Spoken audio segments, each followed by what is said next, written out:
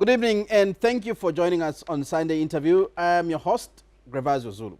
One of the challenges facing Zambia is that of protecting its image from negative attacks and, of course, perception arising from actions and events both on the local and international scene. In the recent past, officials have had to double up their efforts to restate and defend Zambia's case as a corrupt-free and democratic country. Reported cases of abuse of funds involving the social cash transfer, abuse of funds at the Ministry of Education, and more recently, reports of the German government suspending its basket fund to Zambia. All these happening in 1 year. How big is the dent on Zambia's image abroad? My guest tonight, Anthony MUKWITA, Zambia's ambassador to Germany. Sir, welcome to the program. Thank you very much, Mr. Grevazio Zulu. Let me start by wishing you, your family, and all the diligent, staff at Zambia National Broadcasting Corporation a very Merry Christmas, and I am wishing you the best for the next year, including our Director General, Mr. Richard Mwanza.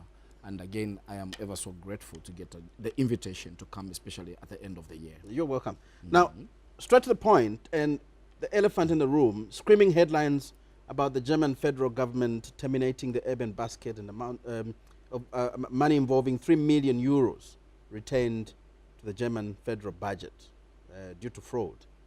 And you're ambassador to Germany. That's a very, very important question. As you know, any sort of abuse, it doesn't matter what the amount is always supposed to be frowned upon.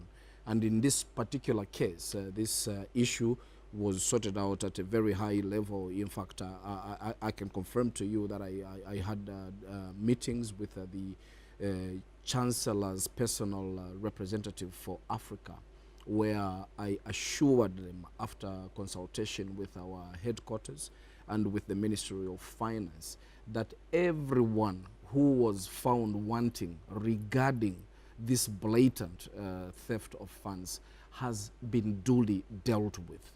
I also assured the Chancellor's representative that it was in the President's personal interest. President Edgar Lungu has shown open contempt for corruption. I gave them a number of examples where he has parted company with some cabinet ministers, very close people that he worked with, very close people that he had personal relationships with, but he had to part whenever there was a whiff of graft. And I also assured the federal government of the Republic of Germany that, the president has also, in his address to the National Assembly this year, asked for laws to be tightened. I gave them a number of examples on how corruption is simply spoken about in other African countries, but then I gave them a number of punitive measures that has been taken by this presidency in Zambia. And I think they were assured that they are working with a government that respects the rule of the law, especially that the president is a lawyer. Is assurance enough? I've itemized a few cases. No, you have itemized. They seem to, they're big. Yes, they are big. They are big, like I said. And all in 1 year, short period, and you've got a task now to convince the Germans that yes, their money is safe. Yes, we have done the convincing through the actions that have been taken duly by the President and Commander-in-Chief himself. He has parted on record company with some cabinet ministers. We know that some 6 directors in the recent past have been suspended and are under probe. And we know that some people have already been arrested. So in terms of assurance, when you are dealing, face to face with some people, you want to know, are they walking the walk and talking the talk, or are they just blowing hot air? But in our case, we are able to say this president has taken action. 1, 2, 3. So you should give him another chance. I mean, he's not the one who's really directly involved in this, but everybody who has been directly involved. For instance, in the one that you have itemized, the Rural Basket Fund, people have been arrested and people have been suspended. The story has been presented in such a way that it was government doing the fraud. Of course, official because fraud. These guys covering up. Government did not want the Germans to know that the money had been abused? No, no, no, no. The government never covered up. The government never covers up. I mean, you know, that's why you have oversight agencies such as the Auditor General's office, and even in the office, in the particular office, the Director General's office here, my office back in Berlin, there is always somebody who does an oversight. There is what is always called, people are always scared of what is going to be called an audit query. But needless to say, despite all the safeguards that you will put in, there will always be some rogue elements. There will always be some people who will come and try and subvert the rule of the law. And at the end of the day, it's the country that suffers, it's the organization that suffers, and it's very, very regrettable. But to come back to the very question that you asked from the very beginning, everybody who was involved, everybody who was implicated, for instance, in the German Rural Basket Fund, has been punished. Nobody has been spared. No hostage has been left.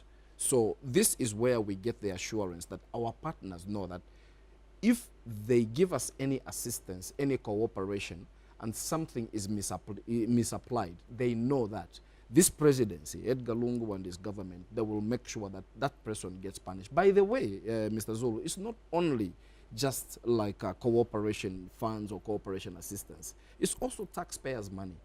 Anybody who does that is, you know, punished. It's just that it's not always that you get, it's the magnitude sometimes why things are kept low. But every day, I can assure you, Mr. Zulu, there is somebody getting punished for abusing taxpayers' money. The fact that these issues seem to come out as leakage and not as pronouncement from the government, they always seem and put government on the defense. No, you know, they don't actually come out as leakage. They do appear in the Auditor General's report. Not a single cent goes unchecked. Not a single cent of The taxpayers' German story money. appeared in newspapers. Yes.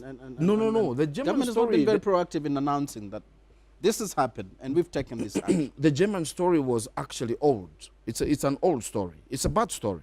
It appeared. That's a great thing. You know what that does? That does show that we have a freedom of expression, and it also shows that we have investigative journalism. But it happened a long time ago. We do not announce each and everything that we do openly. We do not tweet as some people would, because diplomacy by nature is supposed to be something that we discuss in the background, resolve issues, and move. Those leaks come out, you know, because maybe there is one disgruntled person here and there, but nevertheless, they go to help and show openness. So that was an odd story. It was a bad story, like I have already admitted, but it was cleared, which is why in November 26, 27, the Ministry of Finance and the Ministry of Economic Development of Germany sat together and started discussing further cooperation for 2019.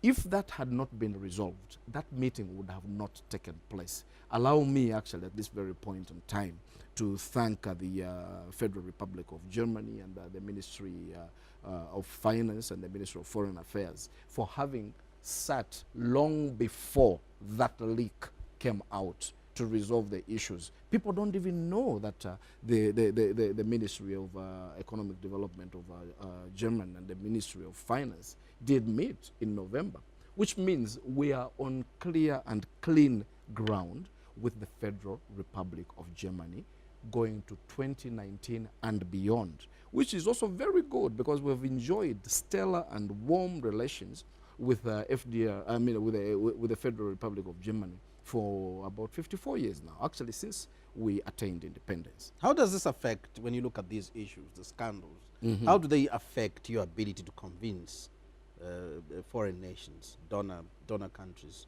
to give the country funds? You know, it must be a very difficult situation. It can be difficult. Presents a difficult position. Yes. To parrot your words, it presents a difficult position, but that's the job. I mean, it's occupational hazard. It's not an easy thing, but you have to do it. You know what helps, Brother Grevazio? What helps is the fact that in terms of trying to convince, you try to convince by using action points. So you say, for instance, the president fired minister number 1 because there were allegations of graft. The president, Edgar Lungu, fired minister number 2 because there were allegations of corruption. The president announced the suspension of the director for this company because of allegations of corruption. And some people have actually been taken to court and jailed because of allegations of corruption. Then the people that you deal with are able to see that, look, in every basket there is good people and bad people. But the difference between Zambia is the bad people are being punished. It is different from other countries, and we're not allowed to talk about other countries. So you are saying it presents a difficult position, and I agree with you. But what makes it easy for us as diplomats, myself personally, is that you are able to tabulate and point a finger at those that erred and were punished, and that they were used as a deterrent. You know, bad eggs shall always be in there. I mean, there will be good interviewers and there will be bad interviewers, and there will be good cops and there will be bad cops. It's just with so many cases like this, looks like there are more bad eggs than good ones. No. They are actually it's a misrepresentation, Brother Gervasio. Allow me to respectfully say so. I think what makes it look as if it's so many cases is the fact that now we have a freer media than before. So, and we have a freer access to public information for public institutions than before. In the past, information that we discuss these days would have been deemed as top secret. But now the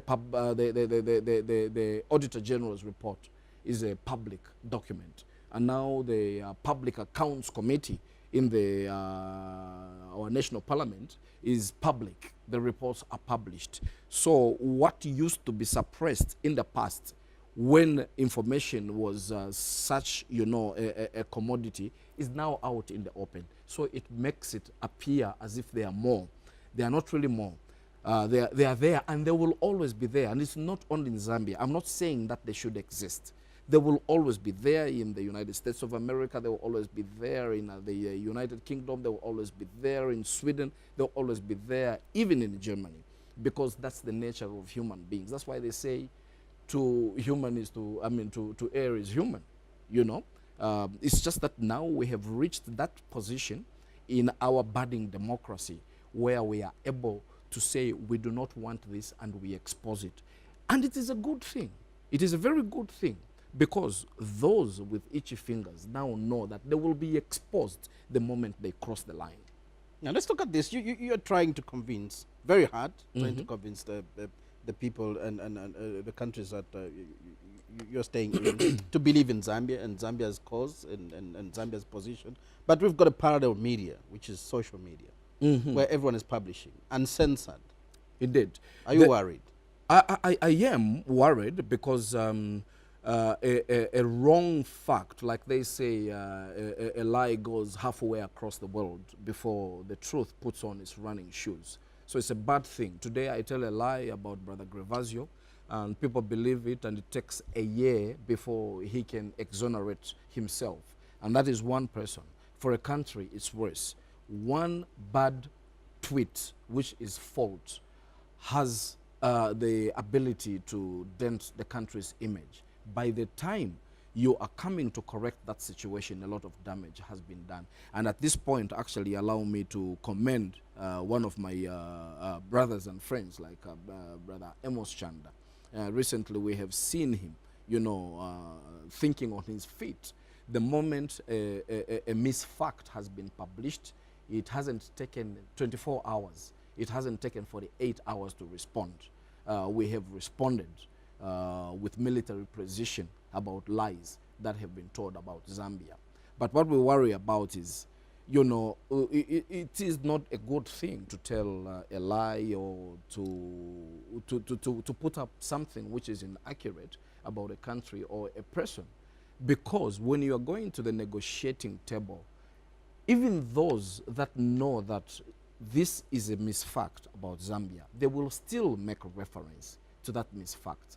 So you see, it's a slippery slope. You start explaining and wasting time on something that is inaccurate. So for instance, somebody will say Zambia owes 15 billion, and yet we know for a fact, according to the information that has been published by the Ministry of Finance, who are the authoritative people, that what we owe is actually about 9 billion. For instance, somebody says we owe China 10 billion, when we know very well that all we owe China is 3 billion, and the rest of the debt, most of it, is owed to the Western countries. So the social media aspect of it dents your image, and it takes so much time before you can get down to the real facts and explain to people that we want this money to come and help, you know, the vulnerable. We want this business to come to Zambia so that we can create jobs.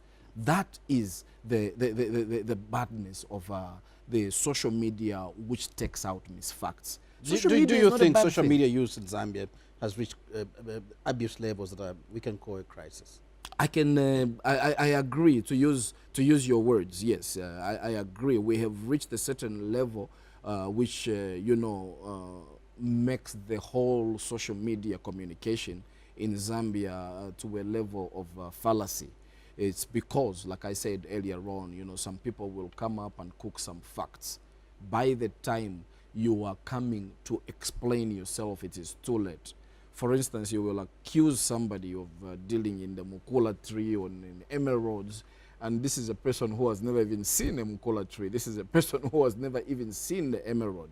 But nevertheless, if Gervasio has been accused of that, he has no choice but to start explaining himself and exculpate himself. And some people, even when you have explained, even when you have been cleared, for instance, by the court of law, some people will still want to believe the social media lie instead of the reality truth. That is the bad. Social media in itself is not a bad thing. It has helped improve communication. If you want to have a meeting today, all you need to do is either tweet, and millions of people get it. All you need to do is either upload it on Facebook, and everybody know that this is what is going to happen. But it's not about the speed. It is about accuracy, and it is about goodwill. What are you saying about Gervasio? Are you telling the truth? Are you tweeting the truth, or are you tweeting a lie? What damage do you think it is causing for you to say that Gervasio Zulu is having an affair with his secretary? By the time he's explaining that to his wife, so much damage has been got. So my appeal here is, let us use social media productively. You're sitting abroad, sitting in the diaspora. I want you to speak to the Zambians, maybe. Does it matter what an individual posts? It does, because it's no longer an individual post. Once it's out in tweets, once you have tweeted it, 1 million people read it. And maybe 500,000 of them want to believe it. So either way, you have to explain it. That's why other countries, such as the United States, such as the United Kingdom, such as China, they have laws to regulate these kind of things, because they know that where Brother Gervasio's freedom ends is where mine also starts. So we have to ensure that you have your freedom, but that freedom must come with responsibility. Noblesse oblige, as the French would say. You know, nobility comes with responsibility. In this case, in the same, communication must come with responsibility. Nobody is going to stop anybody from communicating. We are in the age of spin. This is the age of spin. Everybody is trying to take out something out there. Everybody is trying to communicate something. But what I am simply saying is that we should communicate responsibly. Now, back to your mission in Germany. Indeed. It's been a year since you took up your position as Ambassador Extraordinary and Plenipotentiary in Germany after your tour of duty in Sweden. What would you describe as the highlights for the past year? There are quite a number of highlights. For instance, Brother Gervasio, is the fact that within 1 year I have been able to present credentials at least to 5 presidents. The President Frank-Walter Steinmeier of Germany. I've been to Poland. I've been to the Czech Republic. I've been to Hungary. I've been to Slovenia. I've been to which other one? Anyhow, a total of 5. Because one of the great things that the government of Zambia did from a very long time ago and has been carried on under President Lungu is to ensure that if you are in a certain location, there is no need to have a mission in each and all these places. So, for instance, I am ambassador to 7 countries, including Germany.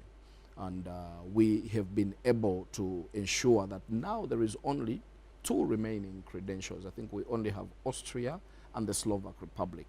But that is not even an important issue. The reason I mention this is because for you to really get to start doing business in the countries is after you have presented the credentials signed by the president to the other president. That allows you leeway.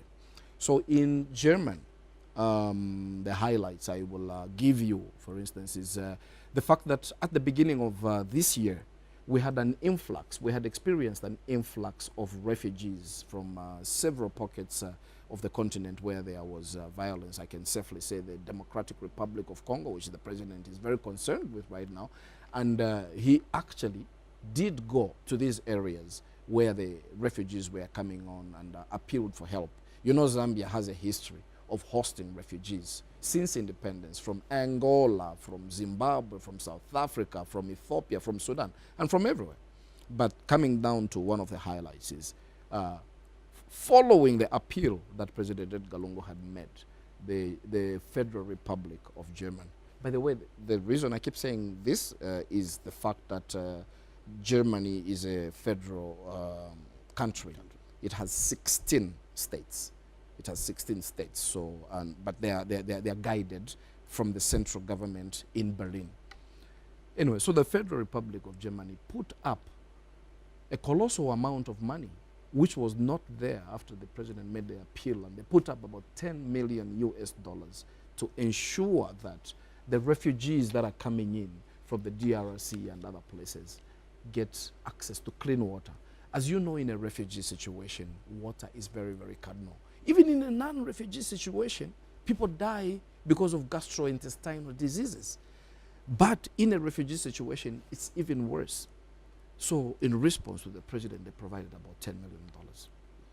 The other highlight, should I continue? Well, Unless you want to. I mean, Germany looks like a busy mission from the reports that we continuously get. And one tends to wonder, is it all about public relations? Is it what the mission is, really busy? It is, and public relations is our core business, as a matter of fact. That's why it's called diplomacy. And in this day, it's called economic diplomacy. But for us, at the embassy of Zambia in Berlin, we have decided to take it upon ourselves to say that, look, the president didn't send us here on behalf of the country to simply sit. We are paid for by taxpayers. So therefore, we feel personally obligated to tell the taxpayers what we are doing. Germany is a very busy mission. Remember, Germany is Europe's largest economy and the world's 4th largest economy. And we operate with 6 other countries from there. So there is a lot of things happening. That's why you may see there is a report each and every other day. And we need to attend as many events and as many functions as possible. Because what happens in diplomacy is if you do not attend, the others will also not attend yours. It's like we would say, like from you brothers from Chipadat, Maliro Nguliran, you know, if you don't come for my funeral, I also won't come for yours.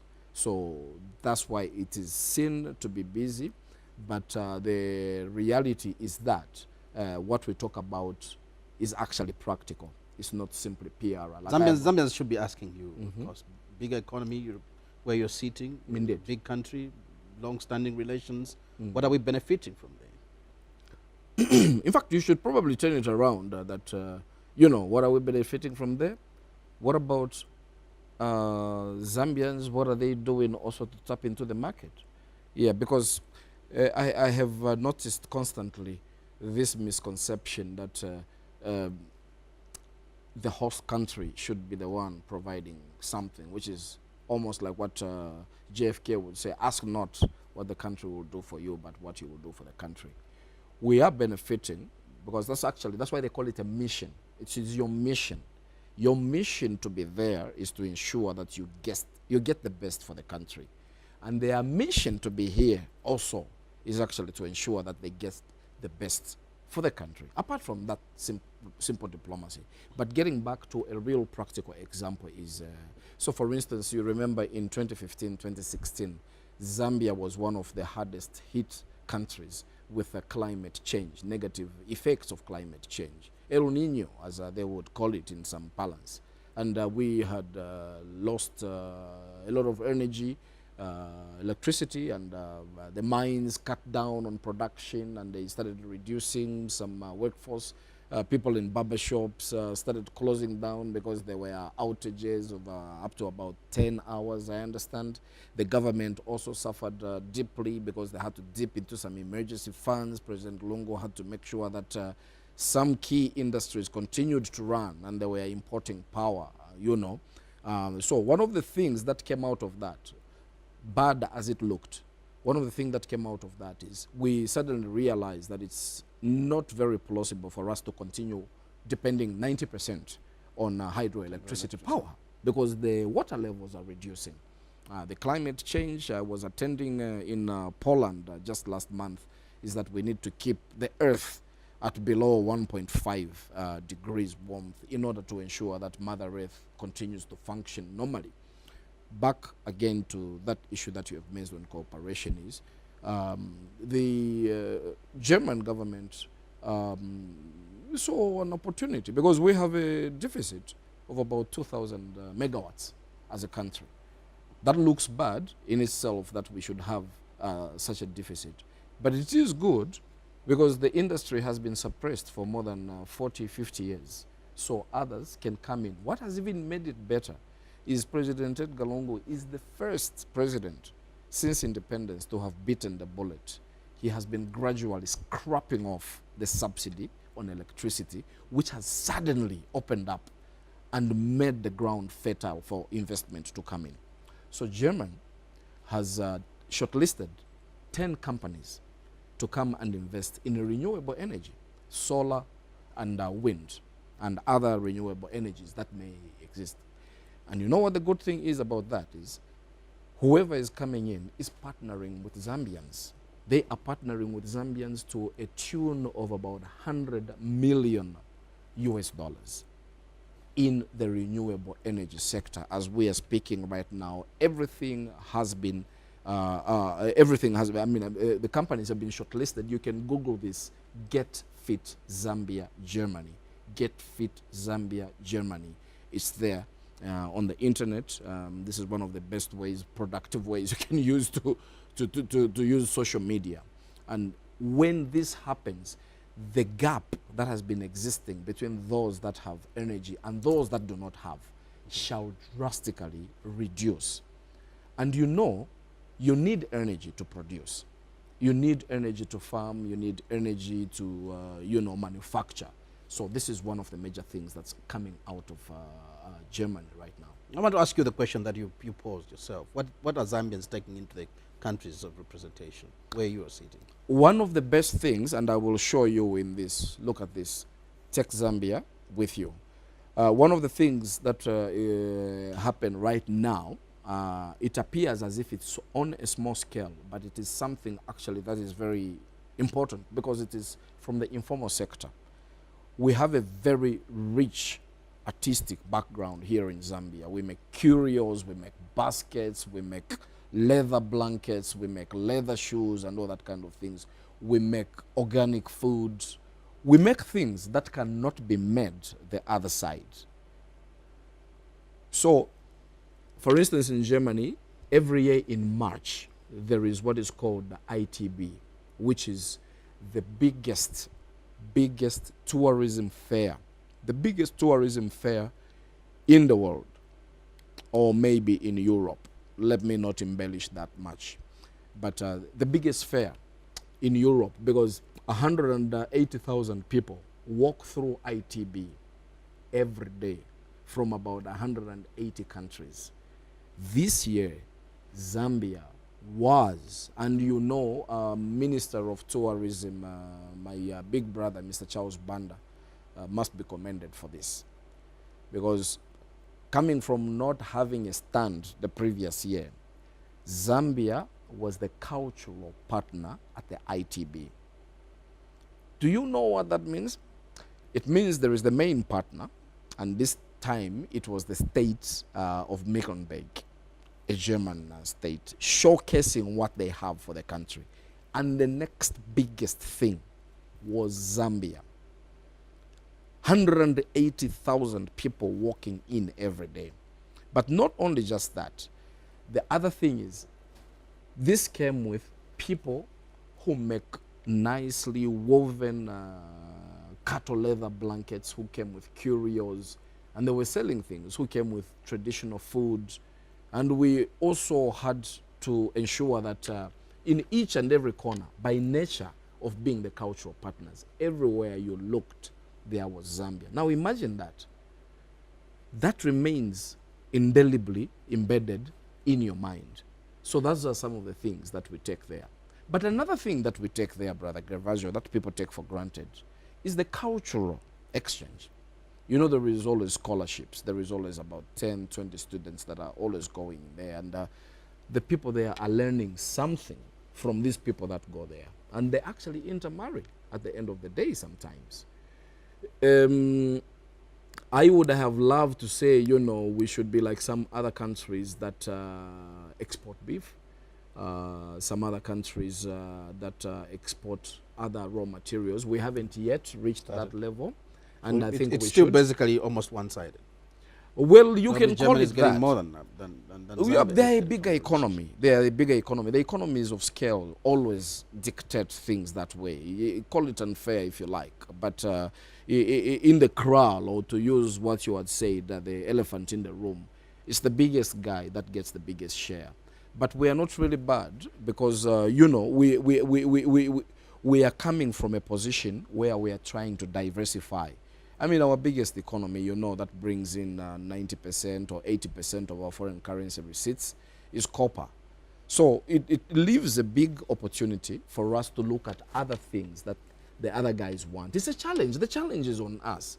And you know, I don't know, people try to make it as if it's a government's thing. No, no. The government only creates a fertile ground for you and I to ensure that we export, to ensure that we grow. There's nowhere in the world where the government creates jobs or where the government does business. No. It only makes sure that the laws are good. It makes sure that there is peace and there is stability. Yes.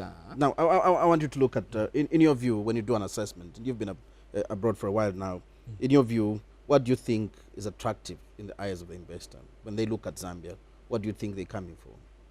Mr. Gervasio, I think that's the most important question you have asked since we started the interview. And I'm not looking down on any of the other questions, but this is the most important question. The investor always are looking for one thing: peace, stability, predictability, rule of the law. Because they need to plan. And in order for you to plan properly, you need peace. You're talking stability, but that's not what's happening in the mines now. There's a bit of concern. No. I am not talking. I'm not talking about stability. Predictability. When you look at that, even predictability. I'm not talking about stability or predictability in the sense of a sector. No, I am talking about in the sense of a country. I'm talking about general stability. Are we at conflict? Excuse me. Is there a war in the country? No, there is no war. Can we plan for the next 5 years? Can we be able to rely on the fact that if we have a legal dispute, it will be resolved in a court of law? That's the kind of thing that the business is looking at. Instability in a particular sector, the business plans for that. They know that there will always be highs and they'll know that there will always be low. But the question that you have asked, which you know pops this into the heart of the matter, comes down to political stability, it comes down to peace, it comes down to rule of law, it comes down to predictability. And that is one thing Zambia enjoys more than anything, more than any other country around in the region. For instance, let me get back. I was talking again to our brother Amos, like I said earlier on how the markets have been calmed right now after the international markets, by the way, because I'm speaking economic diplomacy here. The international markets, can you remember that there was a lot of uncertainty? Is President Edgar Lungu going to run or not? He's been in office only since 2014, got re-elected in 2016, And he's been having the sword of the Damocles hanging over his shoulders in the name of the Constitutional Court. But recently, that decision was made that the law makes it clear that he can stand. That in itself, in economic diplomacy terms, opens up investment that was locked out over a long period of time, because they did not know whether there was going to be another president, and if that president came in, what laws would he come with? Would he be welcoming them? Would he respect the rule of the law, where the current president respects or not? So those are the commodities. Just remember this, Brother Grevasio, from that important question that you have asked. Zambians ought to remember more and more every day and pat themselves on the back. We need to pat ourselves on the back for having a record of undisrupted peace for 54 years, for having a record of having had 6 elections and 6 presidents peacefully, for having a country where you can have a dispute resolved in a court of law. People do not have an idea where, you know, we are having refugees. You are a father, Grevasio. You know a young kid, 5 years, 6 years, my son, Ushomo Luvinda, walking 100 kilometers because there's a conflict. That can be heart-wrenching. But we have that, and that is a major commodity for business. Stability, peace, predictability, rule of the law. And that's your major selling point. That's the major. I don't say anything else. And you spoke about Germany and being aggressive in the energy sector. Zambia is benefiting there, renewable energy. Let's look at other countries where you are representing Zambia in. You spoke about 6 other countries, 7 other countries. Indeed, it's a total of 7 countries. Again, I'll ask, what are we getting from there? We are still getting into the economic diplomacy that we're discussing, you know, a win-win situation. So, for instance, in Poland, you know, the European Union has really done a great thing for the countries that they have as a membership. In Poland, we have on the table right now plans to engage into a tractor factory. This was actually mentioned in the 7th National Development Plan by President Edgar Lungu, that he wants to ensure that we diversify. So when I went there, I found that this issue had been gathering a little bit of dust for about 2 years, because you know these things take long. But I managed to meet President Duda of Poland, and we discussed the matter. And I also came actually a year ago and met with our very own President Edgar Lungu and the Minister of Finance, and on this part things have been cleared, so we are now just waiting for Poland. The issue now is on the table of the Polish government, but let me get down to the bottom line of what this will do. Once the deal is concluded. Yes, once the deal is concluded, Brother Grevasio, we are looking at Zambia being a host to the first ever tractor manufacturing plant. This would result into some 500 direct jobs, and perhaps double that amount once the plant is operational. And we are working round the clock to ensure that this happen. The president himself has put in the personal energy and personal reminders to find out that this must go on. But the other major thing that will happen after this is the fact that you know, the prices of agriculture equipment, the prices of a tractor, the prices of a little small, you know, what do you call it, a plow, the prices of everything that goes into agriculture production shall drastically drop. When the prices of agriculture equipment drastically drops, can you please tell me what happens next? What happens next? I know you don't want to answer. I don't want to become the you don't want to become the guest. Yes, yes. What happens next is the prices of food production also reduces, and the prices of food also reduces. But food production increases, and you know our location. We are located in central southern Africa, with about 8 countries around us. That means Botswana can buy a tractor from Zambia, Zimbabwe can buy a tractor from Zambia, Tanzania can buy a tractor from Zambia. But also, we are able now to start exporting food into these other places because we have this vantage point of having the tractor manufacturing plant. Good project on paper, but what assurance is there? What guarantee that come next year, June, July, you'll still not be talking about it? It's the ball in as a pending project. No, the ball is no longer in our court. The President Edgar Lungu has already cleared this. It's already in the National Development Plan. I came over here a year ago to ensure that we bring this back on track. The Minister of Finance is on board on this. So now all we are doing is waiting for response from the Polish government.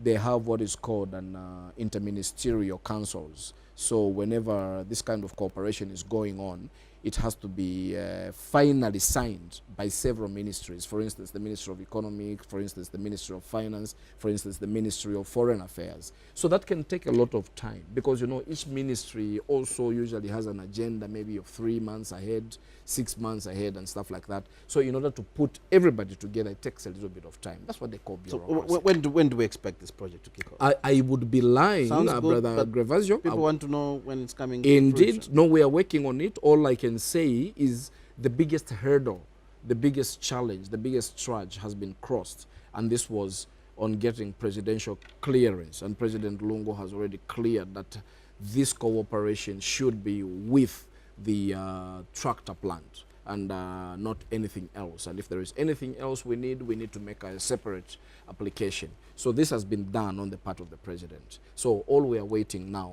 what we are waiting for now is for Poland to make sure that they come to a decision.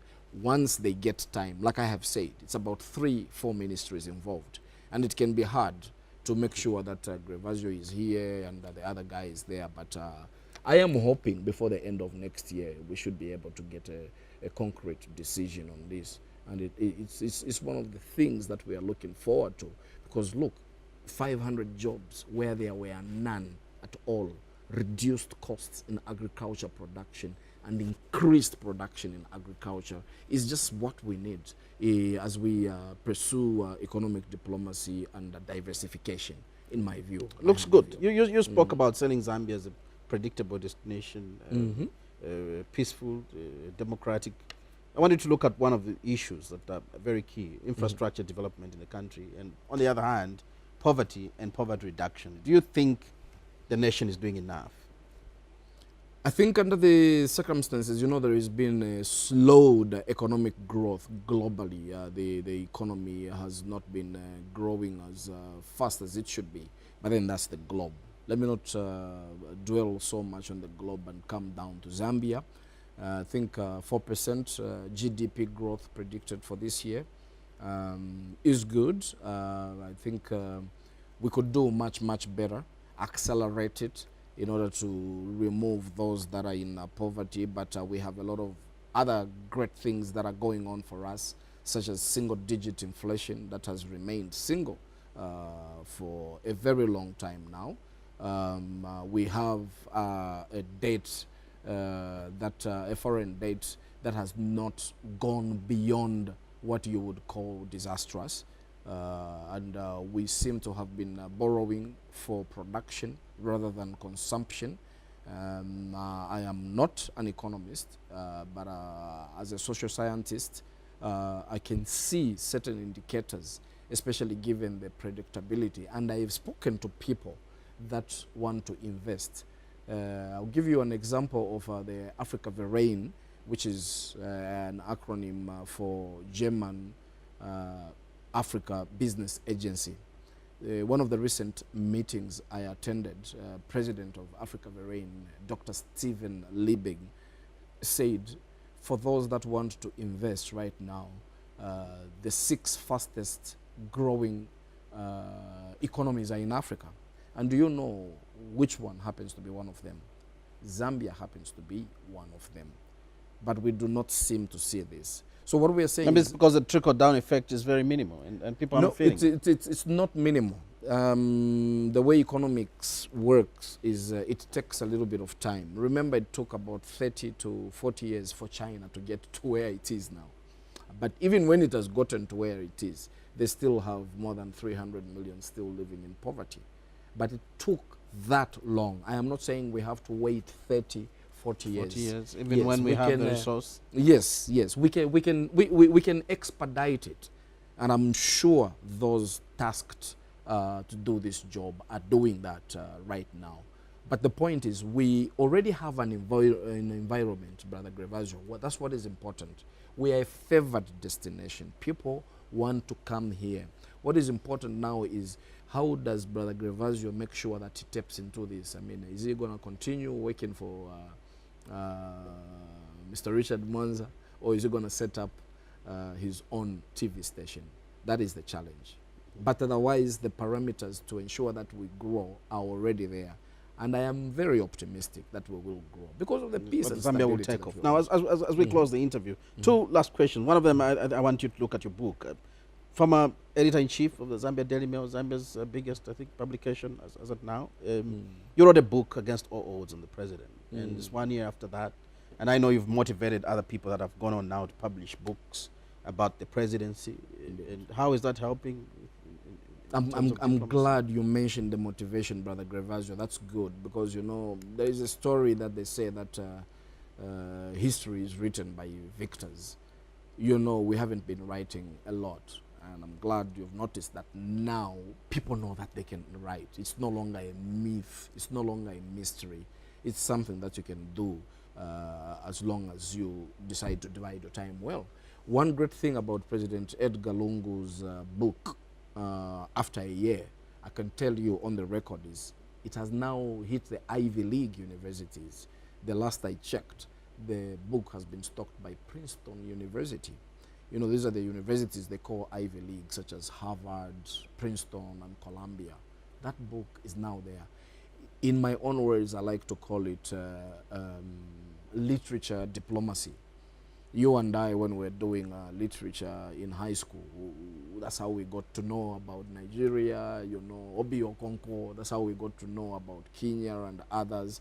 And I think, in my view, my humble view, if we can get the president being stocked in Princeton, and we can get several other people, like you have said, being motivated to say, no, I mean, I like the way Grevasio interviews. I want to do interview too. I like the way that MUKWITA wrote the book.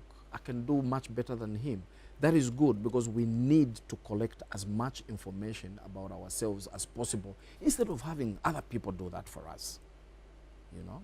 Your Excellency, your thoughts on the coming year, 2019? 2019, I am still just hoping that I will still be able to see you. That would be very, very important. And I am hoping that the peace and stability that we have enjoyed this past 54 years shall continue to exist, because it's the biggest recipe to ensuring that there's a fertile ground for economic growth. It's been a pleasure having you on the show. Thank you very much. There is something that you have forgotten. I've been trying to get your attention. How you've been telling the story about Zambia. Indeed. Yeah, one of the things that we're discussing before. You see, we are one of the few, I don't know whether there are others, but we are one of the few embassies in all the missions that tell our story. So we have the Zambia Embassy Berlin quarterly magazine, and we have produced like clockwork from January to this quarter, this magazine, which says everything. And it's uploaded on our website. It's also uploaded on our Facebook page, which is very widely followed. Mr. Kelly's Kaunda is a very diligent press secretary. He makes magazines, he does Facebook, and he does a website.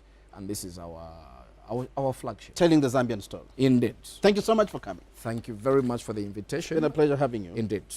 You've been watching Sunday Interview, and our guest this evening was Zambia's ambassador to Germany, Mr. Anthony MUKWITA. Till next week, same time, pleasant viewing.